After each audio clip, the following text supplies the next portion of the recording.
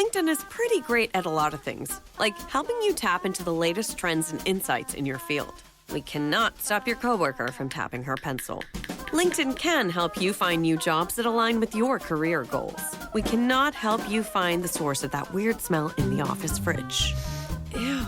And while we can't stop your coworkers from bringing their hobbies into the office, LinkedIn can help you bring your career to the next level. LinkedIn is the network that works for you. This episode is brought to you by Stouffer's. Here comes three-time juggling champion Natalia Rogers. She's juggling law school, her TA job. Oh, narrowly catches the laundry. What's that fourth ball? Parents unexpectedly showed up at dinner time? Is that too much for Natalia? Not with Stouffer's Chicken Alfredo and its mouth-watering mix of Asiago, Romano, and Parmesan. When you're juggling four things at once and the clock strikes dinner, think Stouffer's. Good evening, ladies and gentlemen, and welcome to the Wrestling Draft.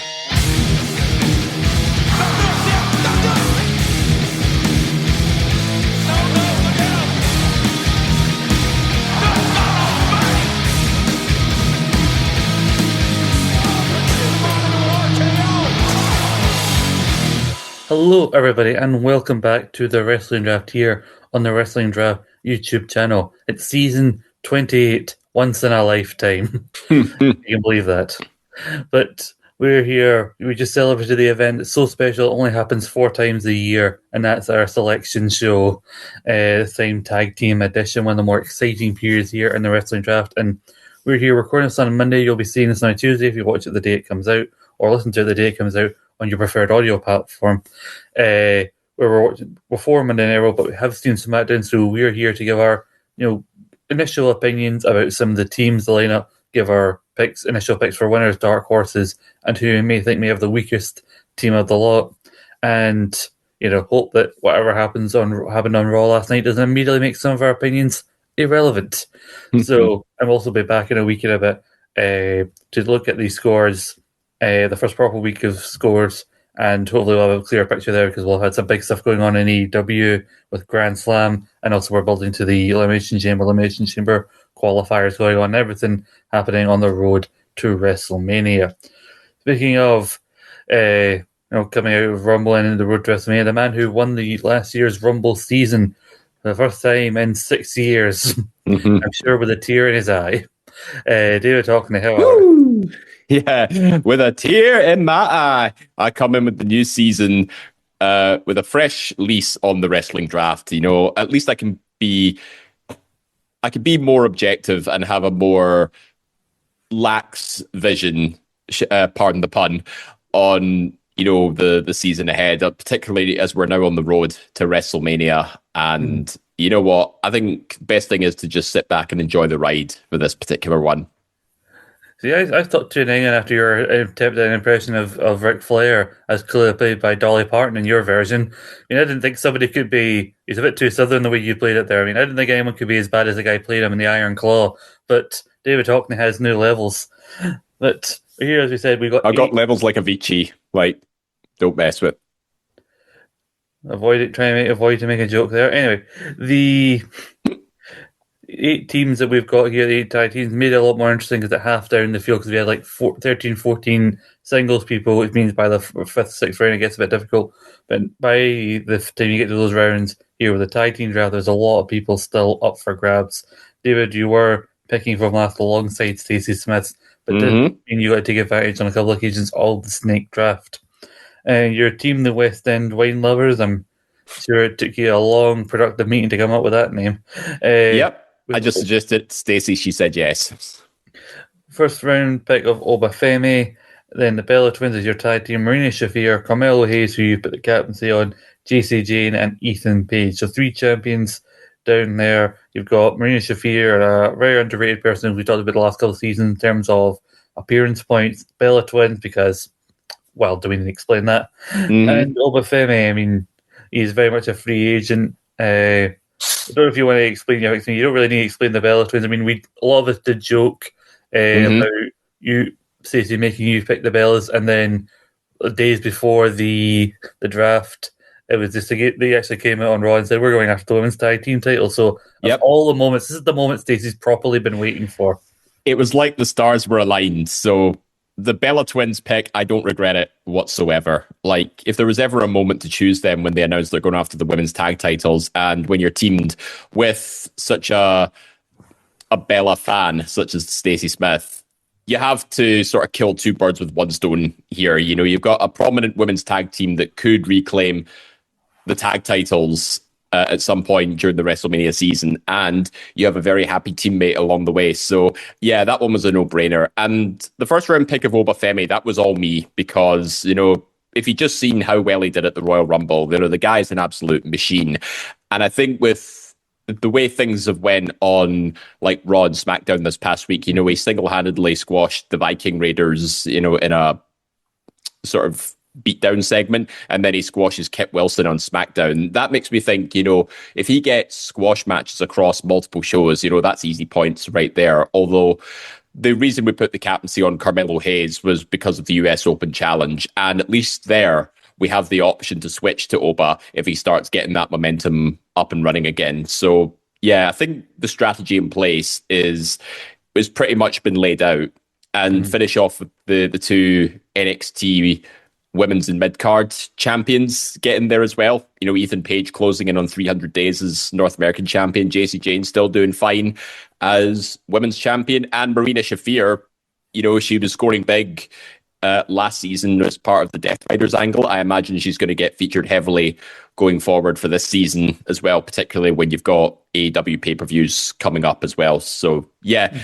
It doesn't look that impressive on paper with the lack of big names, but I put that down to our position in the drafting overall. And with the snake draft as well, you know, we sort of see some big names go quite quickly. But I'm pretty confident that we could score up some big points where it matters most. Because you got to think, when you're that low down, especially if you're picking last, that no matter the season, you got to think of a few people you like off the bat, and then consider that you won't get those people, because if you're picking first, second, ideally the people would try and get them. You kind of answered my question in terms of Oba, because I think the idea there's a few people in this draft right there, especially in the first couple weeks of the season, who could appear on both shows, which could be very valuable. So I was going to ask about the consideration of putting the captains on, because the Kit Wilson appearance was an official match, even though it didn't count for points. But, so you might be wrestling more regularly. Carmelo Hayes does have a confirmed US Championship match against Ilya Dragunov next week. How far this goes with Carmelo and the regular US Open challenges, we don't know. But I think your hope would be that he carries it into Mania. A lot of people are assuming just because of the history that Trick would go after the belt. So, that was my thinking too. I think this could be a build-up towards a Melo Trick feud somewhere down the line. Maybe it could drag all the way to WrestleMania, but... You know, they're two massive workhorses on the SmackDown brand now. I would like to see that continue. As long as Melo, you know, gets consistent US title defenses under his wing, you know, I think you can't really ask for more. And with Oba Femi, you know, running rampant across potentially multiple brands, it's, I think me and Stacey could be starting off strong this season. I think in hindsight, it's one of the biggest crimes of last season that Carmelo Hayes wasn't taken at all. I mean, people could foreseen what happened on that tape SmackDown with Ilya Dragunov, but whoever did get him would have reaped in major points, because I think at least there were like 5 defenses in a row when Carmelo last season, even up to the night before the Rumble with the belt. So that could have got some very high points. Also, Ethan Page, you've had him before. Jacy Jane was on my team last season. Now, there is a question, though, not to be a Debbie Downer on your team, but there's a consideration that both of them have been champion for a long time. You know, I think NXT Vengeance has been moved to start of March, and then there's obviously Stand and Deliver Mania weekend that, you know, there's a chance that come the end of the season, whatever momentum you have, maybe stapled a wee bit by one or both of these two, potentially losing their championships to set up main roster call-ups. Maybe, but that's the risk you take, you know, get the points where it matters, even if you have a slight stumble towards the end of the season. But here's hoping that, you know, Carmelo with his consistent US title defenses, Oba Femi runs rampant, Bella Twins capture the women's tag titles, and Marina Shafir gets us our AEW fix for the season. I think the vision is clear for our team. I think there's a lot of moving parts, particularly as we've seen in the last sort of few days or so. We'll just move back down the line, back in the order that people were picking from, because you were last season's winners, which is why we started you, but you also were picking last. I'm interested to know if any main picks that you really wanted to get but couldn't get. You can mention them as we go along. But we go to Roscoe of last year's tag season winner, which is why they got a team together again. But the order was chosen at random, as with the rest of the teams except for you and Stacey. They've got Stephanie Vaquera in the first round again. Well, I think I'm like a broken record call, but Stephanie Vaquera and her value is a first round pick. Io Sky, one half of the tag team champions, Raquel and Roxanne. It's a tag team, Jade Cargill, MJF, and Finn Balor. Now, once again, it's no surprise, David Campbell very highly often goes to the female end of the three choose, and it has done him very well in the past. I think people like Liv Morgan, that did him very well last season. I think he had a female tag team before as well. I mean, bloody Ryan Gallagher, like the team of Nia Jax and Shayna Baszler, pretty much was one of the main things that won them their initial tag team season, and that when they went. But it's very interesting to see this team. I assume that Jade Cargill wouldn't be in David's radar after what happened last season, but she may get at least one defense before Mania if the Jordan Grace thing goes any further. Stephanie Vaquer, like, it's interesting actually he shows in both women's like main champions, because I think I said it on the draft show that some people may be tempted more so to choose the Rumble winner rather than the champion they might face. But I think as we've seen in the past, those champions, whether or not they lose at Mania, will garner quite a lot of points going into WrestleMania. I think Roscoe is looking pretty good on paper. I'm surprised they gave Jade Cargill a second chance, given that she's reached 100 days as women's champion with fuck all title defenses under her wing. But I'm curious as to wonder Stephanie Vaquer's momentum has slowed down a little bit from the initial, claiming of the women's world championship. But I wouldn't be against the notion that she goes into WrestleMania as the champion, or at the very least, Elimination Chamber. But I think with the way the women's scene is developing, I think there's potential for a bit of a swerve going down the road to WrestleMania, particularly when you look at the interaction between the three ladies of the Judgment Day. And that brings me to the tag team pick of Raquel and Roxanne, because, I mean, I don't hate it, but it's not what I would have chosen for this particular season, given that it looks like Raquel has started to find her feet as a dominant singles competitor again. And, there could be somewhere down the line where she ends up having a feud with Liv Morgan. And where does that leave Roxanne? So, yeah, it's a little bit up in the air with that one. No complaints with Io Sky. One half the women's tag team champions. Looks like she and Rhea are like a hot commodity for Monday Night Raw. So, yeah, no qualms with that. Finn Balor is a tricky one, because if rumors are to be believed, we could see him getting a world heavyweight title match against CM Punk in Chicago at the Elimination Chamber. But where does that leave him afterwards? I mean, the best I can see is him going after Dominic Mysterio in the Intercontinental title. But I think for a 6th-round pick in this season, and you want to take a bit of a gamble, I suppose I can see the thinking behind it. And with MJF, AEW World Champion, the fact that he was left that far down the selection is kind of embarrassing, if I'm being honest. I think also with the MJF thing, it's more a case that WWE is the main focus for a lot of people. You want people who will be featured prominently on the road to WrestleMania and then pay off with a big showcase and a win come WrestleMania weekend. But as I mentioned, Grand Slam Australia, which is a TV special, it's happening on a Saturday night. It's happening next Saturday, I think. No, this Saturday. I'm getting confused. Yes, it's happening this Saturday, and that will lead into Revolution at the start of March, and then because of how later on in April they've moved WrestleMania, Dynasty will be at the start of April, so that's 2 AEW pay-per-views, 2 big opportunities there. So having at least one AEW pick, I think, is still solid. And MJF, it was squashed in a point where we weren't counting the points, but that is the set up a match with him and Brody King to give Brody some credibility, but it will probably lead to an MJF title defense, and he'll then go on to fight. I think it's the winner of Andrade versus Hangman, so he'll fight one of them. So I could see him going at least past Revolution. So MJF there with those two title defenses is strong for a fifth round pick. Though whether or not he carries it through Dynasty, because sometimes the AEW title scene can be hard to predict. Because I don't think people were predicting that Hangman would lose it to Joe when he did, and very few people were suspecting that Joe would only hold it to the very next pay-per-view before he dropped it to MJF. So that's harder to predict. Stephanie, yeah, like her main feud that she was having was with Raquel, and that got settled on the Raw before we did the selection. They've seemingly done away with Chambers for the titles. It's seemingly just number one contenders one, so that's that those points. So it's curious who definitely would have any kind of filler defenses against on the road there. I think in terms of the tag team, I'm making an assumption here, and David can be very with his rights to correct me as he usually does. But I like to think that maybe they wanted Io and Rhea as the tag team, but Rhea Ripley got picked by the Jamesons in the first round previously, and so that got out the window. And Raquel and Roxanne, now that Liv is firmly focused on singles, going towards one of the women's titles at WrestleMania, that they thought that was a better gamble. Yeah, you know what? I think I don't hate the Jamesons picking Rhea Ripley in round one just to sort of upset the apple cart, because I know the GOAT during selection night was fuming at Dan because of that.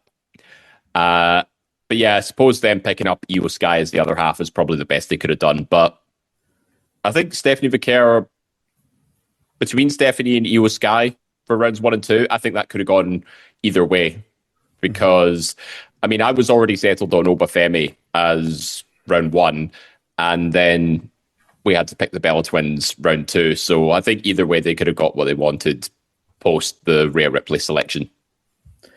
Although, having said that, I mean, you say about them upsetting the apple cart, it does make me think, why didn't they pick Rhea and Io as the tag team and get them off the table rather than just one of them? That could have been a bit of a faux pas on the part of the Jamesons, but you know what? It's that's what happens when you get paired with a Listeners League winner. You know, your mind clouds a little bit, and maybe the fatigue sets in. Well, like you said, on paper, a very strong team. I think Stephanie will be a constant focus on TV. Finn Balor plus the tag team, I think, will appear together as part of overall Judgment Day segments, and those are very common. So I think it's a case of what some of these other picks do around WrestleMania, because I think most likely the option is going to be that Liv chooses Stephanie for the championship match. So it would depend on whether or not Stephanie keeps the belt at WrestleMania.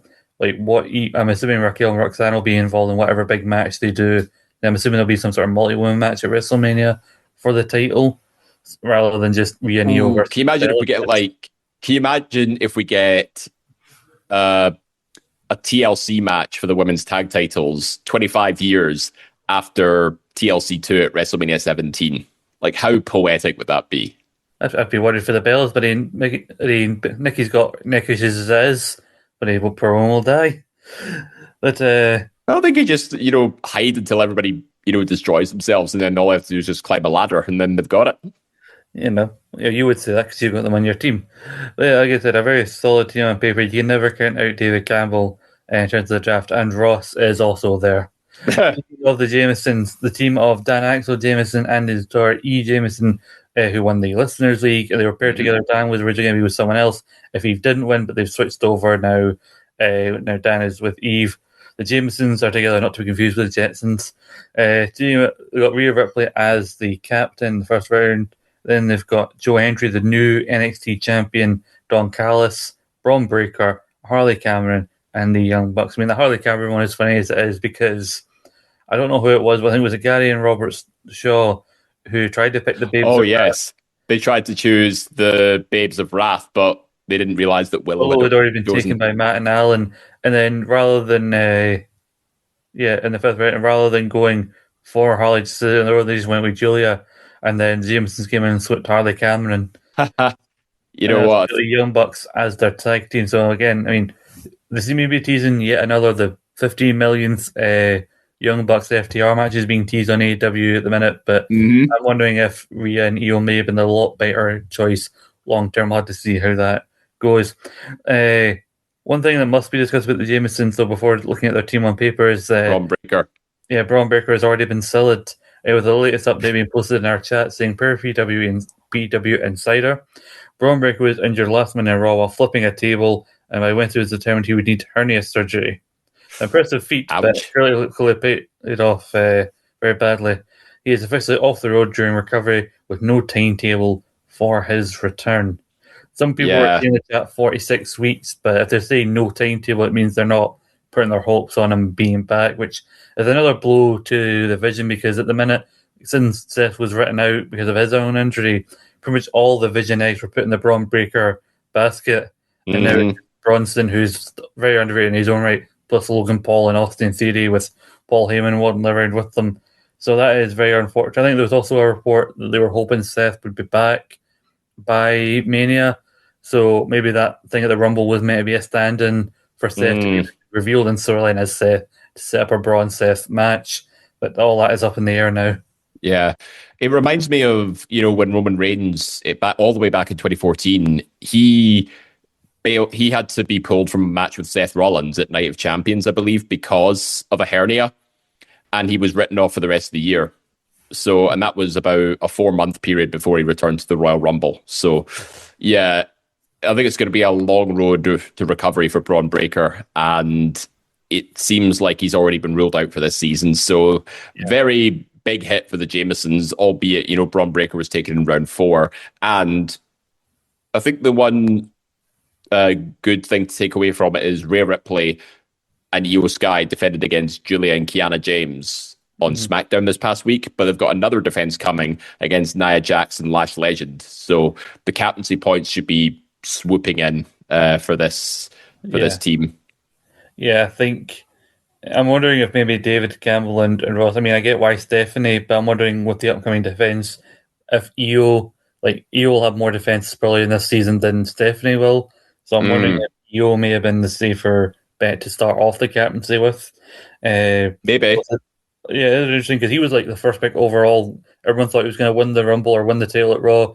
Reportedly at one point the plan was for him to win the Rumble, then plans changed. So I think the uncertainty around that before the injury is what caused him to go down as far as it did. Maybe they realized the hernia was an issue just before the Royal Rumble, and then the next night there was flipping the table, and that pushed it over the edge. During that Raw angle where he flipped the table, but I'm still trying to figure out how do you damage how do you get a hernia from flipping a table? How much strength was he using, and how heavy was that table? Well, you've seen how it is, like when much harder they are to break, how much it sucks when they do the move on the tables and then it doesn't break. It's usually worse than when it does break. But Rhea Ripley, as I mentioned, the defense there. Joe Hendry, brand new NXT champion. I think WWE's been wanting to do a lot with Joe Hendry. Now they fully got him full time in NXT. You can see him being the face of the brand. Don Callis was one of the picks I was really angry to see go, because I think in terms of appearance points, just above me in issue figure is Don Callis in terms of appearances, because I don't think the authority figures now that Ava's gone are as highly valuable as they used to be in WWE. So the top 3 I think are really solid from those 2. Braun is unfortunate. Harley and the Young Bucks are kind of up in the air. I think Harley will have a defense coming up soon, but those last 2 I'm kind of a wait and see. But the top 3 I'm very interested to see. I think those will do them very well. Rhea Ripley especially, if they keep the defense of the women's tag titles going. Speaking of the Babes Are Out, the team that got Willow Nightingale so that another team couldn't get them, it was Matt Smith and Alan Lucas, the Vibe Nation, a team, as we noted, on the... had zero vibes whatsoever. Yeah, seemingly bereft of vibes, but they got Becky Lynch, Gunther as the captain, Willow Nightingale, the Usos, Solo Sikoa, and Bronson Reed.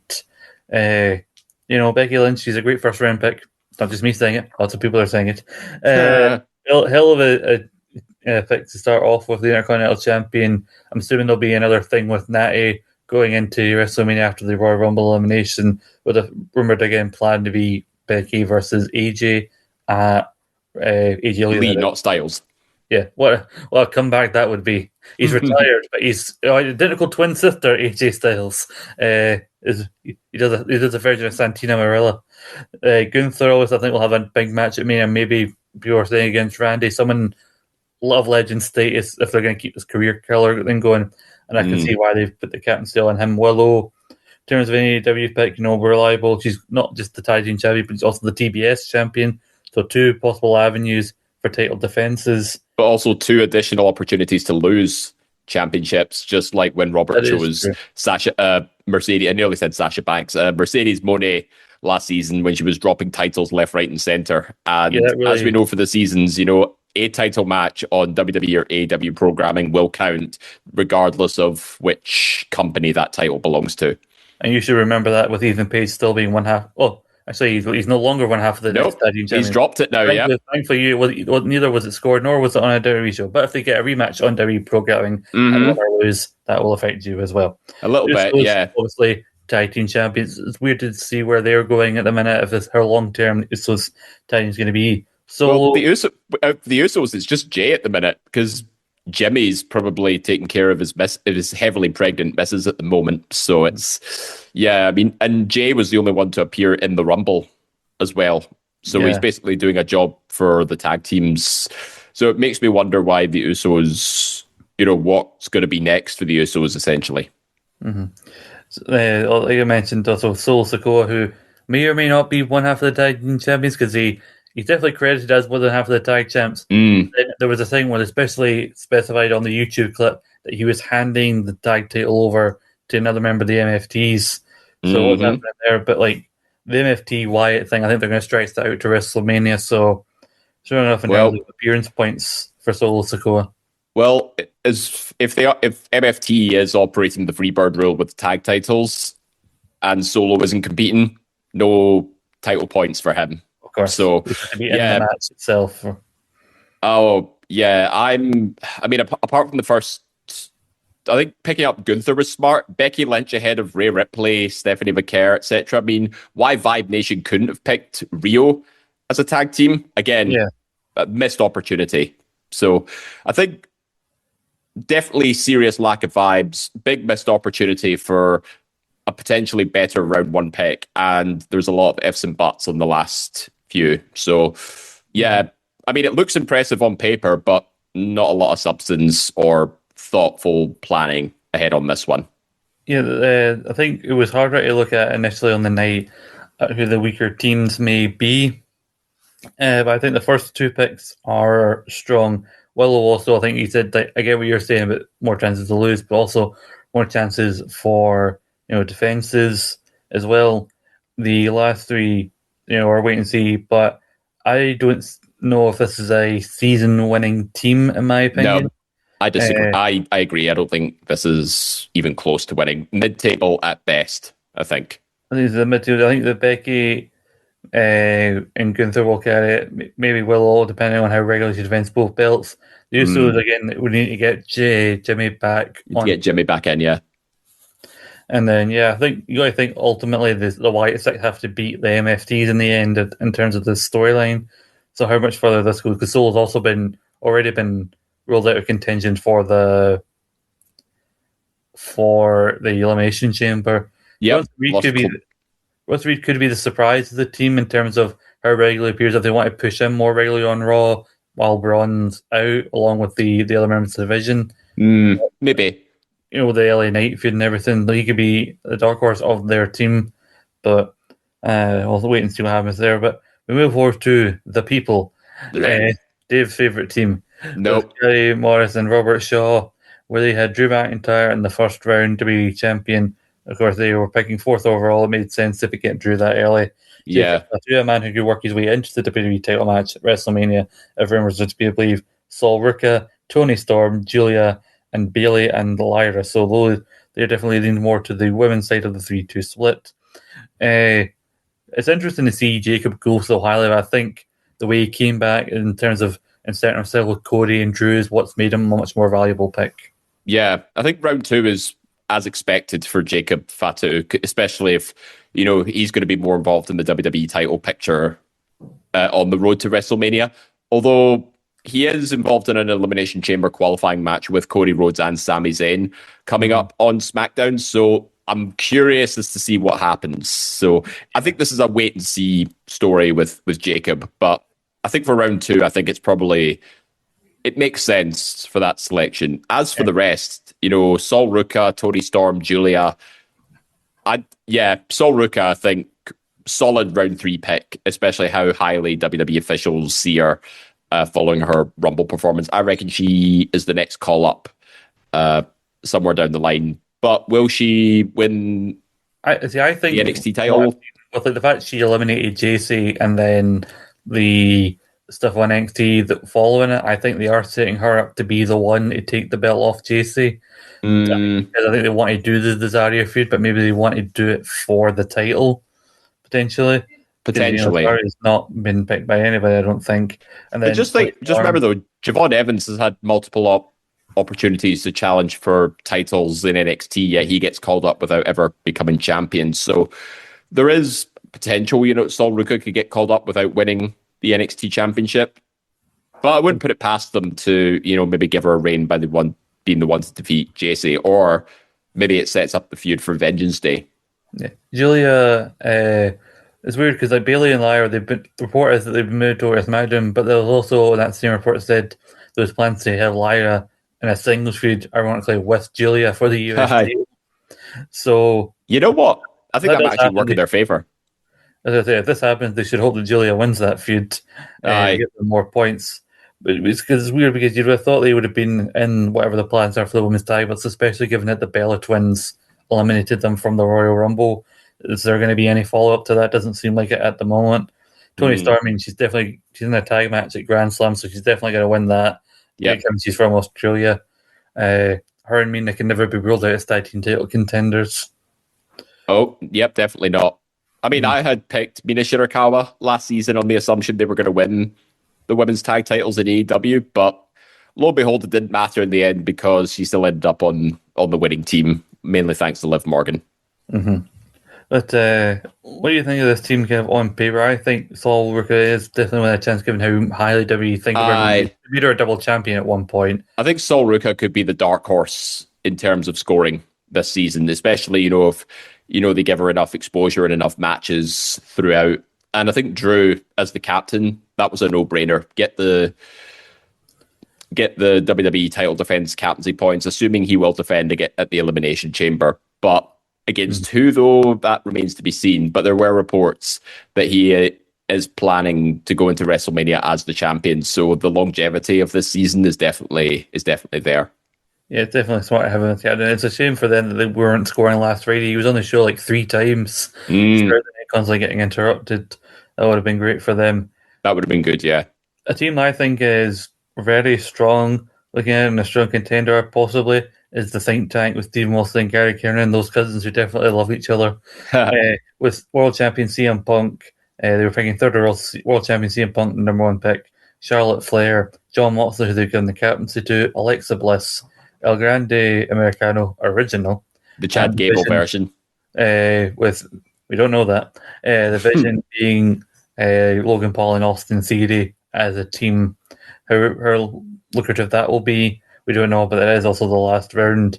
They're taking the GOAT's tactic of taking a tag team separately because over the next 2 rounds, nobody thought to take up Alexa Bliss.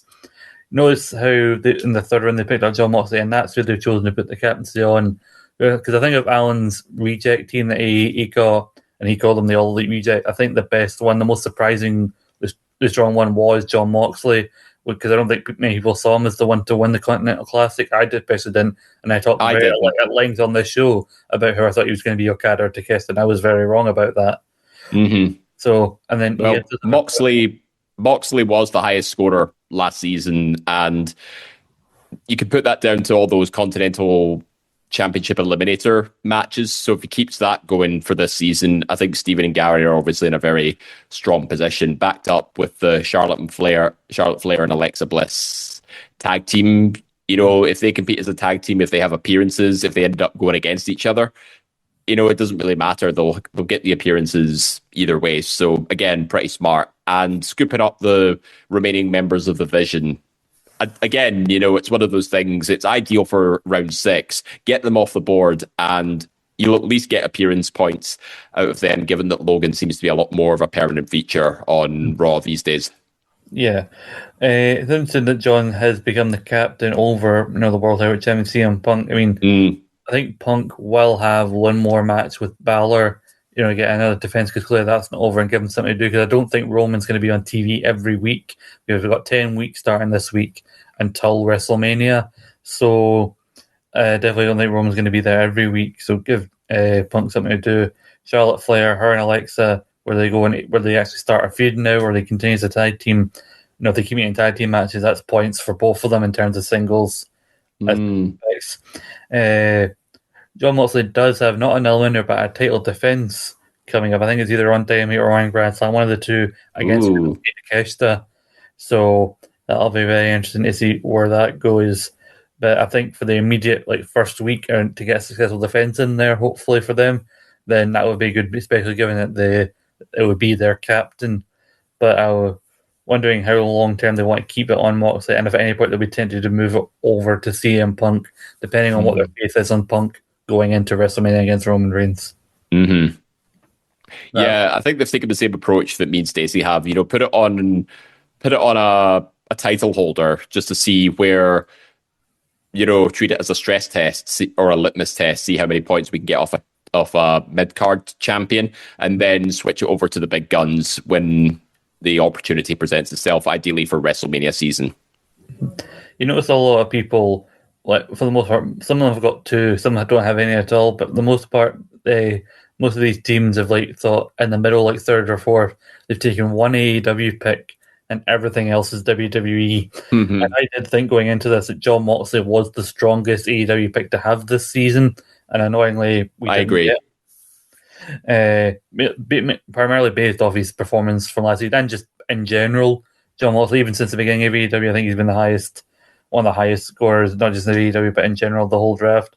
Yeah, he's one of the pillars of AEW, essentially. Not when you take away who was originally dubbed as the four pillars, Because I think, people may not like the booking wise, but whenever you had John Moxley, when I was doing his big run as the Death Riders and the AEW World Champion, then that was great for people. But going over to the Brock and Scott connection, it should be Brock N. Scott. The way they spell the Rock and Scott connection.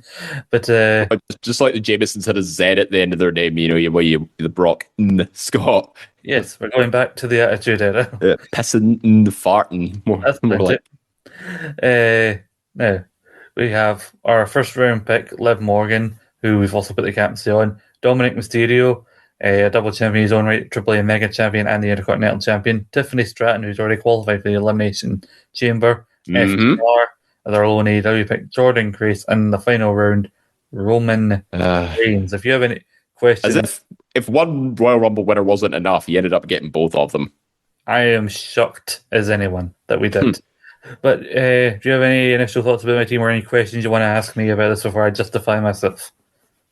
I'm struggling to find any immediate flaws in this team because you've got Liv and Dom. Dom's come back from injury, so he's going to be paired with Liv on screen. So that's points straight off the bat. FTR, the winning tag team from last season. Jordan Grace, appears to be going after the women's World Championship, I should say. But, I wouldn't rule out the possibility of her maybe going after the mid-card US title as well. But I think it's safe to say, if she's going to be showing off a lot more on SmackDown, I think that's really good undercard points right there. Tiffany Stratton as well. I'm amazed you didn't put the captaincy on Tiffany Stratton to begin with, because if she's qualified for the Elimination Chamber, and she racks up a couple of eliminations, that's potentially missed points right there. But that being said, this was before the qualifying matches were announced and you didn't know where it was going to go. So I suppose I can let you off. Roman Reigns, though, is round 6. Appearance points aren't going to help you out on that front. But having one of the two main eventers for WrestleMania on your team, there's really no going against that. So, yeah, I think Roman Reigns might drag you down in terms of appearance points, but I think when it comes to WrestleMania itself, there is a chance he could walk out as World Heavyweight Champion. And if that's the boost that crosses you over the winner's line, I think that it'll prove to have been worth it. Yeah, one thing about Liv Morgan, I think Liv has just been like such a constant on TV, especially since joining the Judgment Day. I mean, I mentioned David Campbell and Ross last year. I mean, Liv Morgan, she didn't win the women's chamber last season, but she had like one of the best performances in it, and that really helped boost David and Ross. I think they might have had Bianca that year. I don't know if they did or maybe someone else did, but she was a Stormborn then. She won the women's tag belts with Raquel. Even though they lost at the end of the season, that was also a boost. So her as the Women's Rumble winner, I thought that is a lot of appearance points, especially alongside Dom, and it would probably help David and Ross alongside Finn Balor and Roxanne and Raquel as well. Just as a group, like I said on the stream, there is gold in them there. Judgment Day Hill still to be mined yet. And also, this was also before SmackDown, as you said, where I'm hoping they keep up what happened on SmackDown for the next couple of weeks in terms of Liv appearing on both shows. That's right. I mean, I hope they don't keep up her losing like she did on SmackDown, but I like the idea of her appearing on both shows. I mean, ultimately, I think she will go after Stephanie. I think that makes a lot of sense. Or Raquel / Roxanne takes the title off of Stephanie, and we get a Judgment Day feud going into WrestleMania. That, I think, is money. So I've usually got the two main events from the Raw side, basically, on the main matches for the Raw side with Roman Reigns. Like I said, Tiffany, I actually thought one leg before I go. Before the stream, me and Tom were talking. We made lists, and then we both aligned, and we merged them together to form the best list we could get. And I think we got the best possible team we could get from that list. We did miss on a couple of people like Don Callis and John Moxley and a few others, but I said to Tom before the thing, we need Liv Morgan round one. That was the goal from the jump. We need to get Liv Morgan. And we had a list of people for second option. At the top of our list for second option, if Liv wasn't available, would have been Cody Rhodes. But we didn't end up going with Cody in the end because thankfully Andy and JP ended up picking Cody Rhodes. So we went with Liv Morgan. Dominic Mysterio, like I said, he's just returned Intercontinental Champion. Maybe something with Finn Balor going into WrestleMania, hopefully an IC title defense on the road to WrestleMania. Tiffany Stratton, I said this to Tom and I want to bring it up here. You remember the one time that this was a single season from Rumble to Mania, it was me that won it, and a large part of it was the Elimination Chamber that year, 2020. I had Miz and Morrison in the tag chamber, and I had Shayna Baszler as my captain who just ran through the whole field. Didn't have anyone win in 2021, but then from then, Bianca in 2022, Austin Theory in 2023, Drew in 2024, Cena 2025. I am on a streak of picking Elimination Chamber winners. And I said, I have a reputation to uphold. I need to get one person on this team who can believably win the Elimination Chamber, and that's what Tiffany is for. I think Tiffany's going to win the chamber, set up her versus Jade Cargill once again. I think that's what the destination. That's the main reason I picked her for the Rumble, leading into the Rumble, because I thought she was going to win the Rumble, and then go on to challenge Jade. If she had won the Rumble, I'd be in your position, but I'm not. Well, now I've immediately noticed a flaw there in that plan is why you didn't put the captaincy on Tiffany Stratton by that point. Again, Liv Morgan is one of the biggest stars on Raw. She's going to be appearing on both shows potentially.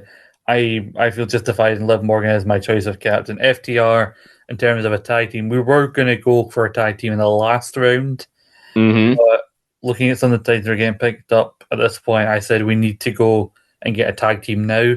I think, and the best one we had left on our list of teams to get was FTR. I said, if we don't get them now, we're not going to get them, and we're going to be FTR's a multiple time winning tag team in the wrestling draft. So I think you'd be remiss if you didn't choose them as your tag team. Them and the Bucks, I think, would have been in your best choices. Jordan, I do think if she challenges Jade at some point in the season, she's not going to win. So that would be a hit to us. But also, like I said, if she could go into another feud, like maybe for the US belt, that would help. So her taking a loss to Jade wouldn't be helpful to us. Roman, I get. As I mentioned in the stream, because I knew Andy and JP needed a tag, so I was open about it on the stream. It was between Roman Reigns and Adam Pearce. Appearance points versus the person who could potentially win a world title right at the end of the season, the main event of WrestleMania. But also, like I said, out of the 10 weeks, he'll maybe show up, half of those Raws, if that. And so, yeah, maybe in the long term, the appearance points might not help.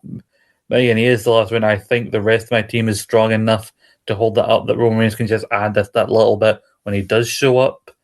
And then hopefully, like, if Liv, Tiffany, and or Roman, if I can get 2 out of 3 at WrestleMania, that puts me and Tom in a strong position for the season, I think. Yeah. So yeah, I wasn't sure what to think when me and Tom were put together, but we had some very, creative, very productive conversations. I said to him, "Don't worry, young man, you had a bad result thanks to Big Time Rush, but Big Time Scott will ping you back up from the ashes, and we'll go on to glory." But I've talked about myself long enough. I've got a bigger head than I already started with. But then we have the team whose name caused a lot of confusion on the draft selection. I think they were going for something else, and then it came out as something different. Look, I've Drew Hitchcock. I've Drew Hitchcock. Like, basically, Andy and JP's basically saying they've got tiny dicks. They don't even have Drew Manager on the team. It's just weird. I mean, it's still better than what JP's name was last season. No, we'll never repeat what JP's team name was last season. We'll put that on the banned list. So Cody Rhodes is their first pick overall of the draft and is their captain. That's smart, I think. Chris Statlander, Tommaso Ciampa, Paul Heyman, Lash Legend, and Dark State, the NXT Tag Team Champions. So I think they'd have specified it Shaquan Sugars and Osiris Griffin because it was originally Dion and Osiris, but then ahead of the deadline they handed it over to Shaquan Sugars because I think they want to push Dion as the leader of the group as more of a singles guy. And I think Dark State weirdly have been very much overlooked. I think because people don't watch enough NXT in this draft to figure out which 2 members you need to pick to get the points. So interesting in terms of like the final pick of the draft overall. I can see why they went there, especially if they need a tag team. They are tag team champions. We'll see what happens with them there. Cody Rhodes, he's going to get in the W title match one way or another. I think does he win the chamber though? Yeah, I was going to say the odds on him winning the chamber I think are high. Depends on the fact that he and Jacob are in the same qualifier is very interesting. I think Chris, they do have 2 people from AEW, but they do both have title matches this week on Dynamite. Tommaso Ciampa is fighting Kyle Fletcher, and Chris Statlander is facing Tekla in a strap match.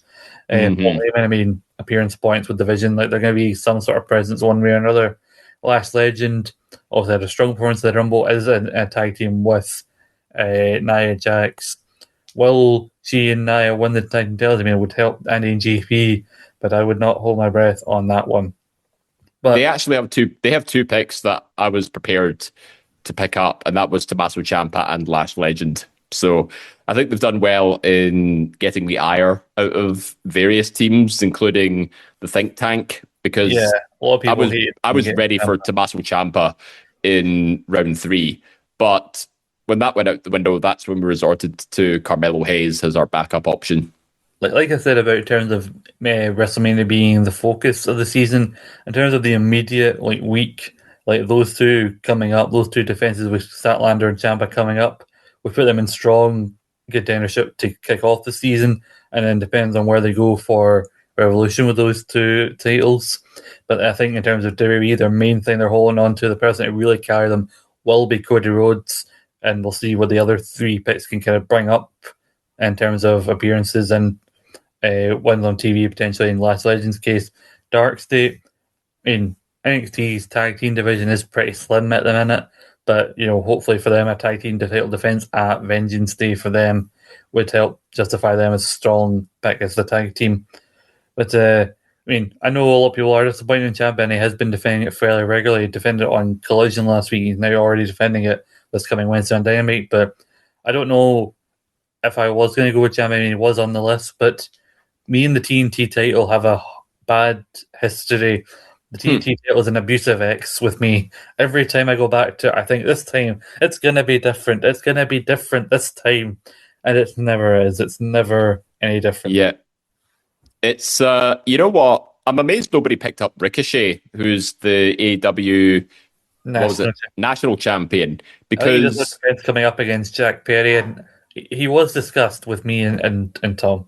It's just how frequently the mid-card titles get defended on across AEW programming. So, I mean, Tommaso Ciampa with the TNT title, that makes sense. Although I'm amazed nobody clocked to pick up Ricochet for that very same reason, because I think he was also a bit of a dark horse as to what drove my win last season as well. You know, just quietly getting those title points under everybody's noses, all the while everybody's focusing on Liv Morgan, FTR, etc. And even with a near donut performance of LA Knight, the 3 eliminations in the Royal Rumble was what made all the difference. So, yeah. Love that you've made it all about you as well. Well, listen, everybody's talking about me being last season's winner, so I think, you know, I'll just enjoy it while it lasts. But back to Andy and JP, I think the first 3 picks, yeah, definite no-brainers, and Paul Heyman as well with the appearances. I'm just more curious about where Dark State are going to go for Vengeance Day, Stand and Deliver, etc. Because it doesn't look like there's a lot of challenges for them as it stands. And Lash Legend, although I think she is a good standalone pick for round 5, she does have a women's tag title match against Rio alongside Nia Jax, which I'm not banking on to win. So that could be a bit of a start of the season stumble for them. But I think as long as their AEW champions get title points under their ring, I think they could be off to a pretty strong start. Yeah, those 2 coming up this week would be great. And then also, whether or not Cody wins the Chamber qualifier, I think those 3 would help, or it could be the best possible start for the season those 2 could hope for. Yeah. Yeah, and if Cody Rhodes goes on to win the Elimination Chamber as well with multiple eliminations, I think Andy and JP could certainly propel ahead post-Elimination Chamber. Definitely. And yeah, Lash, I think they picked her because one, they needed a woman, and a lot of the WWE picks, I think, had been taken by that point because they'd already focused on Statlander. I think they maybe took Lash based on her performance in the Royal Rumble. And then, yeah, Dark State is sometimes they needed a tag team. It's hard to really comment on Dark State because, yeah, the tag team division in NXT is a bit thin. I mean, one of the better teams that had to go up against them was like Javon and Leon Slater. One of them doesn't even work there, and the other one got called up. So that's not happening. And also the fact that Dark State, as I mentioned before, nobody's really properly focused on Dark State in the draft, so it's hard to think about how they'll perform this season. But I think round 6, though, I mean, and if they had to pick a tag team for their very last pick, yeah, I mean, they could have done a lot worse. The fact they chose them over the MFTs is interesting. That is true, actually. Yeah, the MFTs haven't been chosen. You know, not Gorillas of Destiny, not Hikuleo and Jeff Cobb or etc. But yeah, very good point. It's very interesting. I think this is one of a couple of teams where in this season where like the upper half of the table that they've picked is so strong that it may make up for anything that doesn't get picked up appearance wise or win wise from the bottom half. But anything that happens from the 4th, 5th to 6th round with this team will just be an additional bonus on top of that. Yeah. But now we look, this is the pool everyone's got to pick from if you're competing in the Listeners League, and there's still time for you to join the Listeners League, get involved, win the opportunity to be a part of next season. It's going to be a hell of a season for you to join next season from WrestleMania through to SummerSlam with the transfer window in there as well. But looking at those teams, now it's time for that all-important question of who do we look at and try not to mention our own teams. Yeah. Who is the favourite just on paper before scoring even started to win the season? Who is the dark horse team? And what team, just looking at it, do you see, unfortunately, someone has to, finishing in last place? All right. I'll start with last place in this instance, and then I'll work my way up. I think, given the news of Braun Breaker and his hernia, I think the Jamesons are going to finish last. Yeah, because they're already operating one person down. But you never know. Things might change on the fly. But as it stands, I'm putting the Jamesons last, with Vibe Nation not very far behind them.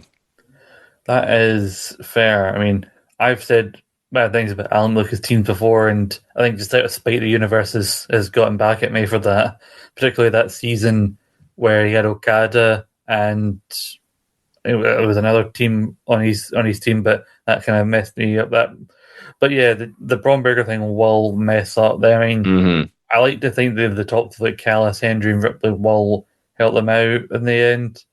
But yeah, it's their bottom half that I think is troubling me a little bit. I mean, you can't do much about Braun Breaker. Like, that's just bad luck. But Harley Cameron and the Bucks, I'm struggling to see them get big points this season unless they get heavily featured in title matches. I think I'm going to agree with you with being the Jamesons with the Invited Nation just being ahead of them. I think there's a potential, though, having said that, though, in this season, and sorry if this seems like a backhanded compliment to anyone, that there are a lot of strong players in this season in terms of picks. There are a lot of strong picks across all of these teams that even if somebody is in last place, I don't think they'll be like that they'll score that badly, even though they're in last place. It'll just be like how much better do some other picks perform. Like you looked at how much Tom struggled, look at his score last season compared to like the top of the table last season. I don't think it'll be that much a gap. I think whoever's at the bottom of the table will still perform strongly. It's just a case of maybe some of their later round picks are what's letting them down, as we've discussed here. Mm-hmm. Yeah. I mentioned, by the way, that you put a poll in our group chat. This was after the slideshow, before the Braun Breaker hernia, and the winner of the people who got the most votes for who would be the dark horse were the Jamesons. I think that was the I'd like to revise my dark horse pick, and I would like to give that to the think tank. Yeah, that to the think because tank. that's a difficult team to go against on paper, but I just can't help but feel like there's something missing from it. Like, I think the Vision team of Austin Theory and Logan Paul, whilst it is good for appearance points, how many times are they really going to be competing as a tag team? That's what troubles me about them. And then obviously there's the Charlotte and Bliss scenario going forward. CM Punk might not wrestle as much compared to the likes of Drew McIntyre, Liv Morgan, Cody Rhodes, etc. That might hold them back. But I think the Moxley points are potentially what could save them from having a bad season. Yeah, I agree with you in terms of their potential as a dark horse. I think, I'd also count Andy and JP as dark horse spin into it, but they're not who I'm going to pick for dark horse. I think there's more than one dark horse here. Because again, whoever comes in last, I don't think this is going to be one of those seasons where nobody gets triple digits. I think that's going to be one of those seasons everyone crosses that line. I think the dark horse is David Campbell and Ross, mainly because I know better than to count David Campbell out in any sense. And there's always, even if it doesn't always work out, as you've seen a few weeks ago when you had him on, there's always a reasoning, there's always a solid strategy on the time. It's just sometimes booking or unfortunate injuries don't always help those plans. So it'll depend on what happens in these next 10 weeks that makes them take them. Will they just be dark horses or just will they win again? As much as it pains me to say it, Roscoe is always going to be a bit of a threat because the GOAT David Campbell's has method to his madness. Yeah. But I think in this scenario, I think the think tank has more potential to score bigger points. But then comes the ultimate question. Dark horse means basically you're somebody who will surprise a lot of people or being with the best chance. But we got to just go with our gut, look on paper, who do you think will win this season? Well, not to toot your... no, wait, that's not right. I was going to say toot my own horn here, but I can't choose my own team. I was going to say not to sing your praises, but I'm actually going to say Brock and Scott Connection. I mean, I'd love for you to sing my praises. I can't sing my own. Because you gave a very solid reason for Tiffany Stratton to win the Elimination Chamber this year, and we know how much of a difference the Elimination Chamber makes in the WrestleMania season. That combined with FTR and the Liv Morgan Dominic Mysterio combination, I think that's the most solid point scoring team out of all 8 that I've seen so far, especially when you've got so many big names across the board in this instance. The Roman Reigns stuff, that's to be expected, but I think the first 4, assuming FTR get a couple of title defenses in there and Tiffany Stratton wins the Chamber, I think that's going to be untouchable if Tiffany wins the Chamber. Yeah, I mean, I could stand here and debate whether or not putting the captaincy on Tiffany to start off with would be the right idea or not. But I just think the how frequently on Raw Liv will be featured with the chance of her being on SmackDown was just too much to not pass up and take advantage of going through the season, especially how regularly she may appear with Dom, like if she accompanies Dom to the ring for a match or whatever. I again, not to toot my own horn, but I think that may be one of the stronger teams I've put in a long time, and definitely gave me and Tom a bit of a boost of confidence the fact that we were able to get Liv in the end. Mm-hmm. I think I would love to see Dave return the favour and see you, but I don't see your team winning, unfortunately. I see you're a very strong upper mid table. You're Yeah. a strong Intercontinental US title level team, I'd say that.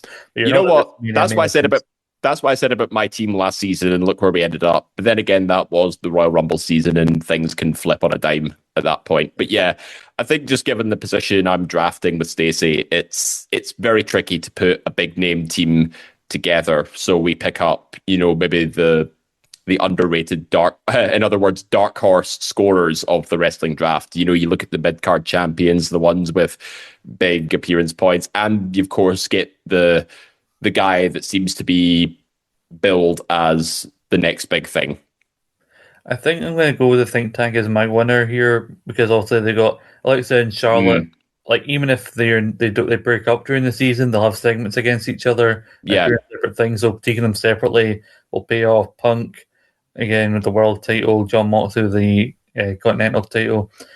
Even El Grande, I think, like they're going to make this whole El Grande versus thing seem like a much bigger deal than it should be. Oh yeah, and so although it just depends, are they going to carry that feud on via AAA as well? So will it be bouncing between WWE and AAA programming? That's where I see maybe missed opportunity for El Grande Americano points. El Grande, I think, will perform better than I think a lot of people think. And, Gary, for being somebody who hasn't won on his own, but he has done very well in a tag team. He's done it with yourself. With me.